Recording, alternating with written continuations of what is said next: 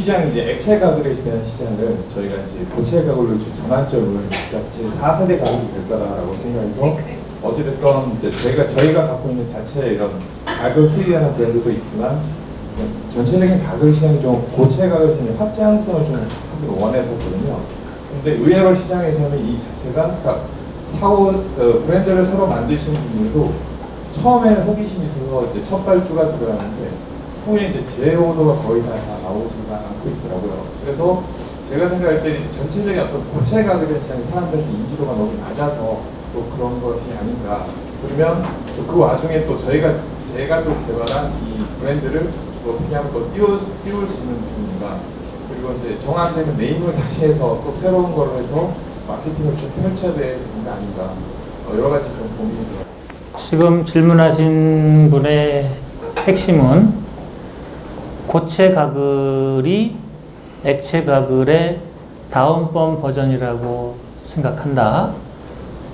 그런데 그 제품을 만들어서 여러 납품업체에 납품을 하고 시장 반응을 지켜봤더니 재구매가 안 일어난다. 어떻게 하면 좋은가? 이렇게 질문을 해주셨어요. 진단해 볼 수 있는 수준은 여러 가지인 것 같아요. 여러분 다 유념하셔서 들으시기를 바랍니다. 벌어진 사건을 홀리스틱, 전체적 관점에서 바라보는 것은 해결의 실마리를 주지 않아요. 항상 브레이크다운, 구체적으로 잘라서 보는 연습을 해야 됩니다. 병원에 갔어요. 몸이 아픕니다.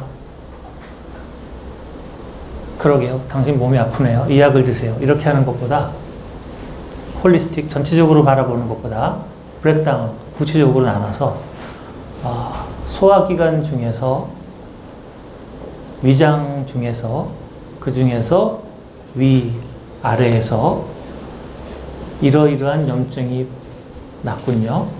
그러니까 이 약을 드시면 좋겠습니다. 이렇게 배 전체가 아니라 위장 중에서도 특정 이렇게 잘라서 들어가는 게 필요하거든요.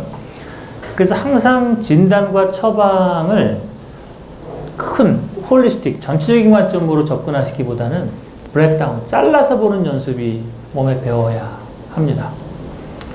지금 질문하신 내용으로 보면은 고체 가글이 재구매가 안 일어나고 있다는 것은 전체적 관점에서 벌어진 현상이죠. 근데 그것의 원인을 퉁쳐서 바라보시는 것은 해결의 실마리가 안 된다는 거예요. 항상 잘라서 왜 안 되나 이거를 봐야 되는 건데요.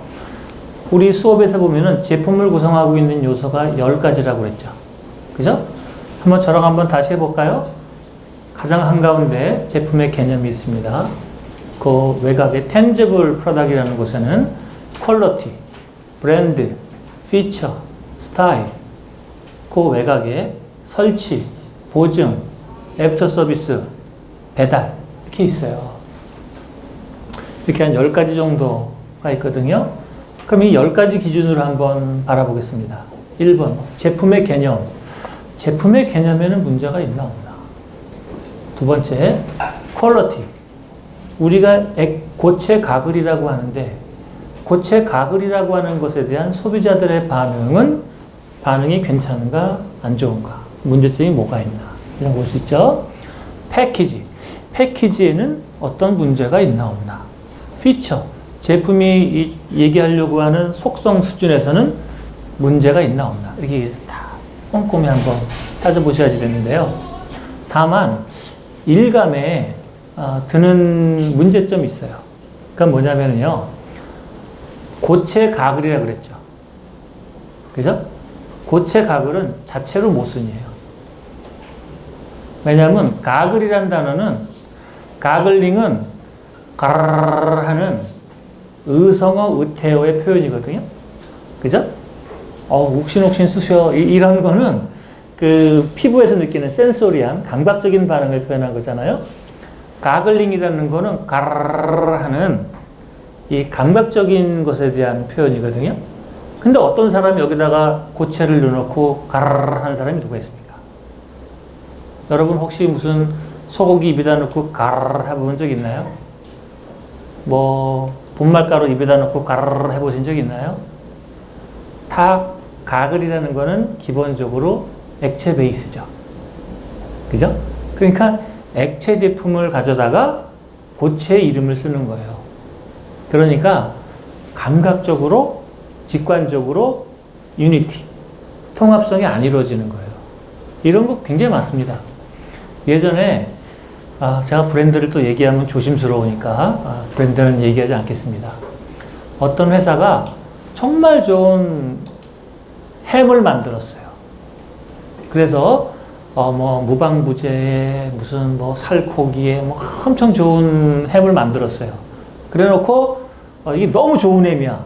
기존의 햄에 비해서는 얘는 뭐 거의 생고기랑 마찬가지야. 그래서 헤드라인을 뭐라 하냐면은 햄이 아닙니다. 땅땅땅입니다. 이렇게 얘기했어요. 그랬더니 사람들이 햄이 아니구나. 그래서 안 팔리는 거예요. 그래서 망했어. 너무 좋은 햄을 만들었어요. 진짜 마치 고기랑 똑같다. 진짜 썰어놓은 거 보면은 고기랑 비슷해요. 고기랑 똑같다.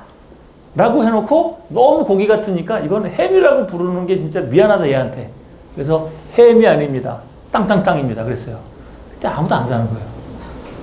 그냥 시장에 있는 온갖 다른 햄을 사 먹는 거지 얘를 안 사 먹는 거예요. 여기서 중요한 거는 뭐냐면은 제품이라는 거는 항상 제품의 카테고리에 뿌리를 두고 있다는 거죠. 그죠? 더 좋은 햄 이랬으면 훨씬 많이 팔렸을 거예요. 더 좋은 햄 이라고 했으면 훨씬 좋았을 거예요. 아까 제가 말씀드린 대로 제품의 통찰적 반응을 일으키는 4가지 요소, 개념을 바꾸거나 색상을 바꾸거나 사이즈를 바꾸거나 형태를 바꾸거나 이런 차원에서 더 좋아진 햄, 더 맛있는 햄, 더 커진 햄, 더 몸에 좋은 햄 이런 식으로 했으면은 사람들이 뭐가 되는 거죠? 완전 너머에 들어가는 거죠. 야, 기존 햄보다 얘가 맛있고 예쁘고 건강하고 풍요롭고 리치하고 향기 좋고 좋구나 이렇게 되겠죠. 그러면 구매의 순간에 얘를 살까 고민하다가 이쪽으로 넘어오는 사람이 많겠죠. 근데 그렇게 얘기를 안 하고 와 이건 햄이라고 말할 수 없어. 햄이 아닙니다. 땡땡땡입니다. 그러니까 햄이 아닌 거를 내 말라서 하는 거를 안 사는 거예요. 그래서 이 프로젝트가 꽝이 돼버렸어요. 제품은 카테고리에 뿌리를 두고 있어야 됩니다. 어디 출신인가? 이게 돼야 되는 겁니다. 여러분 브랜드 지으실 때도 이런 문제가 진짜 많아요. 네? 제가 브랜드 지을 때 뭐라 했습니까? 브랜드와 카테고리를 붙이라 그랬죠? 예를 들면 삼성전자, 삼성화재, 삼성생명, 네? 삼성 무슨 카드 이렇게 가야 되는 거예요. 근데 이거를 브랜드 대 브랜드로 가버려요. 삼성 골든. 그럼 뭔가? 안 잡히는 거예요. 삼성 옐로우. 안 잡히는 거예요. 삼성 스카이. 이건 뭔가? 안 잡히는 거예요. 그래서 카테고리가 붙어야 돼요. 이 카테고리는 뭘 의미하는 거냐면은 그 뿌리. 그 제품의 원천이 어디인가입니다. 그러니까 만약에 중간계가 예를 들어서 학원을 만들어요. 그러면 뭐 엄청 좋다 이거야. 그러면 중간계 스카이. 이래봐야 소용없어요. 중간계 영어학원. 이래야지 딱 잡히는 겁니다. 중간계 유학원을 만들어요. 그러면 중간계 인터내셔널. 어쨌다라는 거냐? 항공사를 만들겠다는 거냐? 뭐, 모르다. 중간계 유학원. 이러면 딱 잡히는 거예요. 그래서 브랜드와 카테고리가 붙어 있어야지 소비자들이 듣기 쉬운 거죠. 가글링과 같은 효과를 내는 고체 제품을 뭐로 표현하면 좋을까를 생각을 하셔야겠죠. 경우에 따라서는 다른 문제가 있을 수도 있어요. 뭐 해봤더니 입안에서 느껴지는 감각적인 것에 문제가 있다라든지 입으로 들어가는 것은 다 감각입니다, 여러분. 에? 음식 먹을 때 머리로 먹는 게 아니에요.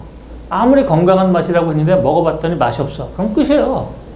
이 세상에 힘든 게 혓바닥입니다. 이 혓바닥은 자기가 경험한 것에서 조금만 달라지면 다 리젝트 해버려요. 그래서 이 감각 경험이 아주 중요하죠. 여러분 아시는 CJ 제일제당에서 나오는 다이어트 음료 있죠? 그 이름이 뭐더라? 예? 팻다운. 팻다운. 팻다운은 운동하기 전에 마시라 그래요. 그래서 운동할 때는 딱 붙여버렸어. 운동할 때 팻다운 먹으면 땀이 많이 나요. 땀이 많이 나면 어떻게 되는 거죠? 괜히 뭐가 빠지는 것 같아요. 그래서 출시 첫 해에 제 기억에 제가 네이버에 칼럼 쓸 때 썼던 건데 대략 기억에 확실치는 않습니다만 대략 기억에 출시 첫 해에 9억 병인가가 팔렸어요. 그러니까 감각 제품은 감각적으로 와야 되거든요. 근데 이 고체 가글링이라는 거는 감각 제품이거든. 혀가 다 감각이에요. 혀가. 그래서 이 감각 경험이 잘 붙어야 됩니다. 그런 여러 가지를 좀 나누어서 오늘 수업에서 다룬 제품의 10가지 차원에 맞춰서 차근차근히 한번 진단해 보시기를 바랍니다. 사장님이 직접 진단하시는 것도 좋지만 소비자들의 반응을 듣는 게 아주 중요하죠. 시장은 냉정합니다, 여러분. 시장은 자비라는 것이 존재하잖아요. 시장은 냉정해서 상대적 혜택이 있으면 선택이 이루어지는 거고 상대적 혜택이 낮으면 리젝트가 되는 거예요. 아주 간단합니다. 말이 필요 없어요. 말이. 오직 상대적 혜택을 주느냐 안 주느냐. 네, 대충 답변이 됐나요? 앞에 분 또 질문 해주시죠. 네.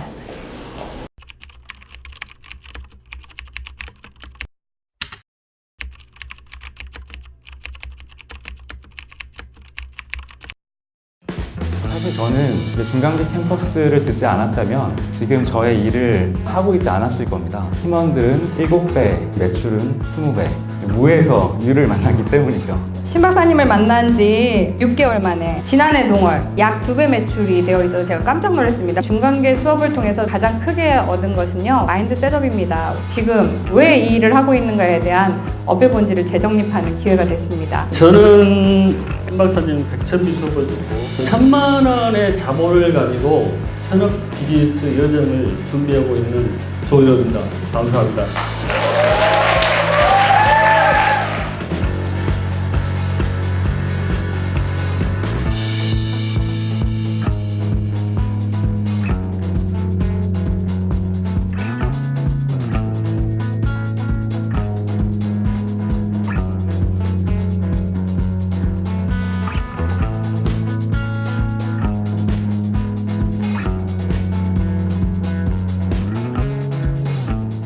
중간계 캠퍼스 중간계 캠퍼스 중간계 캠퍼스